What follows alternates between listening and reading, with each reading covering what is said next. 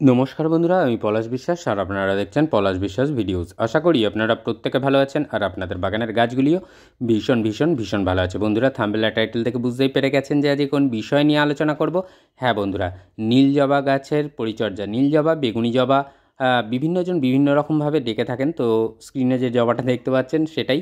তো এই গাছের খাবার দাবার কেমন হবে, ব্যবস্থাপনা, পরিচর্যা বা কোথায় রাখবেন, কতটা রোদ পাবে এই জবা গাছ তবে ভালো ফুল দেবে, এই রকম বিভিন্ন বিষয় নিয়ে আজকের খুঁটিনাটি আলোচনা থাকছে। কীরকম সয়েল মিডিয়া বানালে প্রচুর পরিমাণে গাছ ফুল দেবে, বর্ষায় অনেকের এই জবা গাছ ডাইব্যাক হয়ে যায়, সেটা হবে না। তো সমস্তটা থাকছে ডিটেলসের, স্টেপ বাই স্টেপ আমি আলোচনা করব। আর দেখতেই পাচ্ছেন কিভাবে কুঁড়ি আসছে এই জবা গাছে। আর অবশ্যই এই নীল জবা গাছ বা বেগুনি জবা গাছে এই জুন মাসে কি খাবার দাবার দেবেন সেটাই আজকে ডিটেলসে দেখিয়ে দেবো এবং বলে দেবো। আর তার সাথে আরও কিছু থাকছে এই জবা গাছের পরিচর্যার বিষয় নিয়ে। তো বন্ধুরা দেখুন, এই যে জবা গাছের কুঁড়ি আসছে, এই যে মাথার ডালগুলো না, এইগুলোকে পিঞ্চ করে দেবেন, আর না হলে এগুলোকে কাঁচি দিয়ে কেটে দেবেন। শক্ত হয় ভীষণ অন্যান্য মানে যে জবা গাছের তুলনায়, তো কাঁচি দিয়েই কাটতে হবে। তো যাই হোক, কাঁচি দিয়ে কেটে দেবেন, তাহলে মাথাটা কেটে দিতে পারলে যদি কুঁড়ি না থাকে তাহলে গাছকে সাইড থেকে কিন্তু আরও অনেক ব্রাঞ্চ আসবে। আর যত বেশি ব্রাঞ্চ আসবে তত বেশি কিন্তু গাঁটে গাঁটে ফুল আসে এই নীল জবা গাছের। তো মোদ্দা কথা, ঝোপালো করতে হবে গাছটাকে, তাহলেই ফুল পাবেন বেশি। আর এই জবা গাছে রোদ লাগলে, রোদ যদি বেশিক্ষণ রোদ পড়ে তাহলে পাতাগুলো কিন্তু যা দেখুন যেরকম ঝিমিয়ে গেছে এরকম ঝিমিয়ে যাবে সম্পূর্ণভাবে। তো এই জবা গাছ অন্তত খেয়াল রাখবেন যেন সকাল, এখন যা গরম পড়েছে 10টা সাড়ে 10টা, সকাল থেকে 10টা সাড়ে 10টা পর্যন্ত রোদ পাবে ডিরেক্ট। তারপরে যেমন এমন জায়গায় রাখবেন যেখানে ডিরেক্ট সানলাইট আর যেন না পড়ে। ব্যাস এইটুকুনি করলেই এই জবা গাছ কিন্তু সুস্থ থাকবে। মাটিটা একদম যেন ভিজে খুব বেশি না থাকে, হালকা ময়েশ্চার থাকবে। অতিরিক্ত জল কিন্তু এই জবা পছন্দ করে না, যে কারণে অনেকের দেখা যায় যে বর্ষাকালে এই ডাইব্যাক হয়ে যাওয়ার প্রবণতা একটা থাকে যদি সঠিক মাটি নির্বাচন না হয়। যারা এই জবা গাছ আনেননি এখনও তারা নিয়ে আসুন, আমি সয়েল মিডিয়াটাও বলে দেবো এবং কেয়ার তো বলছি। তার আগে আমি একটা কথা বলে রাখি, প্রতিদিন সন্ধ্যা 6টায় আমার চ্যানেলে কিন্তু বাগান সংক্রান্ত ভিডিও আসে। তাই সকলকে বলবো যারা এখনও সাবস্ক্রাইব করেননি চ্যানেলটিকে তারা অনুরোধ করে সাবস্ক্রাইব করুন, আর সকল বাগানপ্রেমী বন্ধুদের মাঝে শেয়ার করে দেওয়ার অনুরোধ রইল, যাতে সুন্দরভাবে সহজে আমরা বাগান করতে পারি।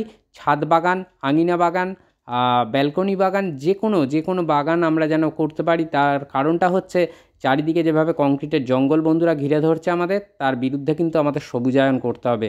যাদের বাড়িতে যতটুকু জায়গা আছে বন্ধুরা গাছ লাগান, আমার খুব স্বল্প পরিসর জায়গা, তার মধ্যেও কিন্তু টবে টবে হয়তো গ্যাপ বেশি থাকে না, তার সত্ত্বেও আমি কিন্তু বাগান করি, গাছ করি। এটা নেশা আমার, আর এই নেশা কিন্তু ভালো নেশা। এটাকে অবশ্যই সকলের মধ্যে ছড়িয়ে দিন, যাতে আমাদের ভবিষ্যৎ প্রজন্মরাও আরও বেশিভাবে লাভবান হতে পারে। তো চলুন মূল কথায় ফিরি, যে কিভাবে আমরা এই নীল জবা গাছের পরিচর্যাটা করব। নীল জবা গাছের যে কোথায় রাখবেন সেটা তো বলেই দিলাম, যে কীরকম রোদ পড়বে বা কীরকম। আর এরপরে যেটা বলবো, মিডিয়াটা যারা নতুন আনবেন কীরকম বানাবেন। উচ্চ জল নিকাশিযুক্ত মাটি বা ওয়েল ড্রেনেজ সয়েল মিডিয়া আমাদের কিন্তু তৈরি করতে হবে। দেখুন বন্ধুরা, দেখে বুঝতে পাচ্ছেন যে মিডিয়াটা কীরকম আছে। তো এই মিডিয়া কিভাবে বানাবেন, আপনাদের হাতের কাছে যে মাটিই পান না কেন সেই মাটি একটা টবের 40% বা 40 ভাগ সেই মাটি নেবেন। একটা টবের 40% মাটি নেবেন, তার সাথে 30% নেবেন ভার্মি কম্পোস্ট বা 1 বছরের পুরনো কাউডাং কম্পোস্ট, কিংবা 1 বছরের পুরানো পাতা পচা সার। এইটা নিতে হবে 30%। আর 30% নেবেন লাল মোটা দানার বালি, বিল্ডিং কনস্ট্রাকশনের যে মাটি হয়, বালি হয়, সেই বালি আপনাদেরকে কিন্তু নিতে হবে। কারণ সাদা বালিটা দেওয়া দরকার ছিল কিন্তু সাদা বালি অনেকেই পান না, তো সেই জন্য নদীর যে সাদা বালি সেটা পান না। তো সেই জন্য আমি বলছি যে 30% লাল মোটা দানার বিল্ডিং কনস্ট্রাকশনের বালি দিয়ে দেবেন। আর বালিটা কিন্তু মেশানোর আগে ভালো করে ধুয়ে নিতে হবে 2-3 বার, কারণ এর যে মধ্যে নোনা ভাবটা থাকে সেটাকে কাটিয়ে ফেলতে হবে। তো এই গেল আপনার মিডিয়া 40-30-30, অর্থাৎ 100% আপনার ইকুয়েশন কিন্তু হয়ে গেল। এর সাথে আপনারা যে ব্যবস্থাপনাটা করবেন, যদি পারেন তাহলে টবের এই মিডিয়ার সাথে কোনো খাবার দেবেন না। একদম এই সময় বসাতে গেলে যে মিডিয়াটা বললাম এই মিডিয়া দিয়েই আপনারা কিন্তু গাছ প্রতিস্থাপন করবেন এবং 15 দিন পর থেকে আজকে যে খাবারটা দেওয়া দেখাচ্ছি এই খাবারটাই আপনারা প্রথমে দেবেন। তো এই খাবার দেওয়ার বিষয়ে যেটা বলে দিই যে সব সময় সকালের দিকে দেওয়ার চেষ্টা করবেন খাবারটা, যাতে ভোরের দিকে দিলে আপনার গাছ সেটা কিন্তু সাদরে গ্রহণ করবে। আর অবশ্যই মিডিয়াটা যেন হালকা ভিজে থাকে। আমার মিডিয়াটা দেখুন হালকা ভিজে আছে, ঝুরঝুরে মাটি হালকা ভিজে রয়েছে। তো এই রকম অবস্থার মধ্যেই কিন্তু আমাদের খাবার টবের মাটিতে প্রদান করতে হয়। আর অবশ্যই টবের মাটিতে গাছ করতে গেলে আমাদের এক্সট্রা কেয়ার নিতেই হবে, কারণ যদি মাটিতে করি গাছ কিন্তু খাবার সংগ্রহ করে নেয় নর্মাল মাটিতে, মানে টবে না গাছ করলে, যারা বাগানে গাছ করি। তো সেই ক্ষেত্রে আমি বলবো যে মাটির ব্যবস্থাপনা, টবের মাটিতে খাবারের ব্যবস্থাপনাটা সব সময় যেন সঠিকভাবে থাকে, এই দিকটা আমাদের মাথায় রাখতে হবে। তো দেখুন চারিধার থেকে এই রকম রিং মতন করে নেওয়া হবে যেখানে আমরা খাবারটা দেব এবং তারপরে মাটি আমরা চাপা দিয়ে দেবো। যে অনেকটা যে চাপান সার বলে সেই রকমভাবেই কিন্তু আমাদের এই আজকের খাবারটা দিতে হবে, কারণ বর্ষাকাল চলে আসছে। বর্ষাকালের আগে অর্গ্যানিক খাবারের মধ্যে এটাই কিন্তু এই নীল জবা গাছের শেষ খাবার বলা যায়, কারণ এরপর বর্ষা চলে আসলে আর কোনো কিন্তু অর্গ্যানিক খাবার আমরা দিতে পারবো না। তো এখানে অর্গ্যানিক এবং যে রাসায়নিক সার দুইটি মেশানো আছে। তো এখানে দেখুন 10 বা 12 ইঞ্চি টবের জন্য আমি দেখিয়ে নিচ্ছি 1.5 টেবিল চামচ নিমখোল নিয়েছি, 1 টেবিল চামচ পরিমাণে রয়েছে হাড় গুঁড়ো, 1 টেবিল চামচ পরিমাণে রয়েছে শিংকুচি, এই তিনটে। আর এখানে 3 টেবিল চামচ পরিমাণে রয়েছে ভার্মি কম্পোস্ট। আপনারা যদি 1 বছরের পুরনো কাউডাং কম্পোস্ট নেন তাহলে 2 চামচ নেবেন। আর এখানে দেখুন 1/2 টেবিল চামচ পরিমাণে রয়েছে ম্যাগনেসিয়াম সালফেট বা এপসাম সল্ট, 1/2 টেবিল চামচ পরিমাণে রয়েছে জিআর দানা, আর 1 টেবিল চামচ পরিমাণে রয়েছে লাল পটাশ। এই লাল পটাশ বা মিউরেট অফ পটাশের পরিবর্তে সালফেট অফ পটাশও ইউজ করতে পারেন, যেটা 0050। তো এটাও আপনারা ব্যবহার করতে পারেন। আর না হলে যারা অর্গ্যানিক উপায় করেন, অর্গ্যানিক পটাশও এখন মার্কেটে চলে এসেছে, সেটাও আপনারা কিনে নিয়ে করতে পারেন, কোনো সমস্যা নেই। আর অনেকে বলেন যে রাসায়নিক সার দিলে হয়তো টবের মিডিয়া নষ্ট হয়ে যায়। আমি বলবো বন্ধুরা সেরকম খুব একটা বেশি এফেক্ট পড়ে না। আর তার কারণটা হচ্ছে মাটি শোধনের যে ভিডিওগুলো আসে আমার চ্যানেলে, আমি যখন করি আমার টবের মিডিয়া যখন শোধন করি তখন ভিডিও নিয়ে আসি, সেই রকমভাবে করবেন, কোনো সমস্যা থাকবে না। রাসায়নিক অর্গ্যানিক মিশিয়ে খাবার দিন, গাছ কিন্তু অনেক ভালো থাকবে, অনেক দ্রুততার সাথে বাড়বে। আর এই খাবারটা আমরা কিন্তু এই একবারই দেবো জুন মাসের খাবার বলা যায় নীল জবা গাছের, এটা একবারই পড়বে। তারপরে এই খাবারটা দেওয়ার ঠিক 15 বা 20 দিন পরে কী খাবার দেবেন সেটা নিয়ে কিন্তু পুনরায় আমি ভিডিও নিয়ে আসব, এবং তখন কি কেয়ার নেবেন তখন কিন্তু সেই ভিডিও আসবে।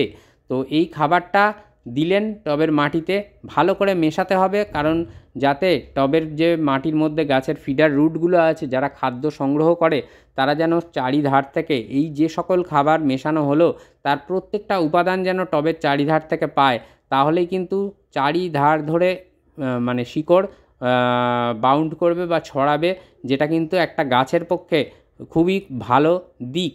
তো সেই জন্য শিকড় যত ভালো হবে, শিকড় যত ভালো ছড়াবে, গাছও কিন্তু তত দ্রুততার সাথে বৃদ্ধি পাবে এবং অবশ্যই ফুলে ভরাবে আপনার বাগান। তো বন্ধুরা এইভাবে দেখুন মিডিয়ার মধ্যে খাবারটা দিয়ে দেওয়া হলো, এবং দিয়ে দেওয়ার পরে আমরা কিন্তু মাটি চাপা দিয়ে দেব। তো মাটি চাপা দিয়ে ভরপুর জল দিয়ে দেব, এবং তারপর অন্তত 2 ইঞ্চি থেকে 3 ইঞ্চি যদি টবের টপ সয়েল না শুকনো হয় তাহলে কিন্তু আর আমরা জল দেবো না।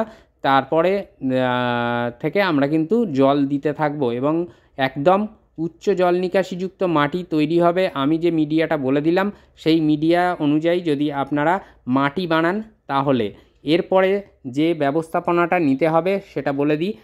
এই খাবারটা মাটিতে দেওয়ার ঠিক 3 দিন পরে আপনারা কিন্তু সরিষার খোল পচা জল একবার দিয়ে দেবেন। কীরকম পরিমাণে নেবেন?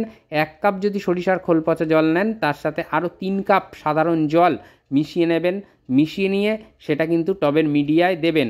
আর এটা করতে পারেন 1 সপ্তাহের ব্যবধানে। তারপর যখন বর্ষার বৃষ্টি নেমে যাবে তখন কিন্তু আর এটা দেওয়া যাবে না। গাছে পোকামাকড়ের আক্রমণ হয় বন্ধুরা, আর সেই কারণে পোকামাকড়ের হাত থেকে গাছকে সুস্থ রাখতে গেলে, ভালো রাখতে গেলে কীটনাশকের ব্যবহার করতেই হবে। সুস্থ গাছ আছে, পোকামাকড় নেই, আমরা কি কীটনাশক ব্যবহার করব না? অবশ্যই করব।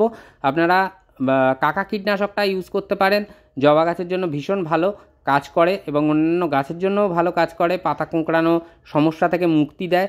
তো আমি বলবো যে কাকাটা ব্যবহার করতে পারেন বা সুপার সোনাটাও ইউজ করতে পারেন, যেটা আপনাদের চয়েসেবল। তো 10 দিনের ব্যবধানে এই কীটনাশক ব্যবহার করতে হবে, তবে একরকম কীটনাশক আমি বারণ করব, ঘুরিয়ে ফিরিয়ে ব্যবহার করুন, অন্তত 2 রকম কীটনাশক রাখুন, নাহলে একরকম রাখলে কিন্তু যে পোকাদের মধ্যে ইমিউনিটিটা গ্রো করে যাবে তখন আর কিন্তু ওই একরকম কীটনাশক কাজ করবে না। আর এই মাটিতে খাবার দেওয়ার ঠিক 2 দিন থেকে 3 দিন বাদে আপনারা কিন্তু অবশ্যই একটা অনুখাদ্য এই গাছে স্প্রে করে দেবেন, তাহলে কিন্তু যে পাতা হলুদ হয়ে যাওয়ার সমস্যা, পাতা ঝরে যাওয়ার সমস্যা, কুঁড়ি ঝরে যাওয়ার সমস্যা, এই সকল সমস্যাগুলো আর একটা সমস্যাও থাকবে না। তো আশা করি বুঝতে পারলেন যে কিভাবে কেয়ারটা করতে হবে নীল জবা গাছের। তো এইভাবে কেয়ার করুন, মন চিরসবুজ থাকবে, পৃথিবী সবুজময় হবে, আর তার সাথে সাথে আমি, আপনি, আপনারা সবাই ভালো থাকবো এবং থাকবেন। তো আজকের মতো এ পর্যন্তই বন্ধুরা, আবার আসছি আগামীকাল ঠিক সন্ধ্যা 6টায়। ততক্ষণ সকলে সুস্থ থাকুন, ভালো থাকুন, প্রচুর পরিমাণে গাছ লাগাতে থাকুন, আর তার সাথে প্রতিদিন সন্ধ্যা 6টায় অবশ্যই দেখতে থাকুন পলাশ বিশ্বাস ভিডিওস। নমস্কার বন্ধুরা।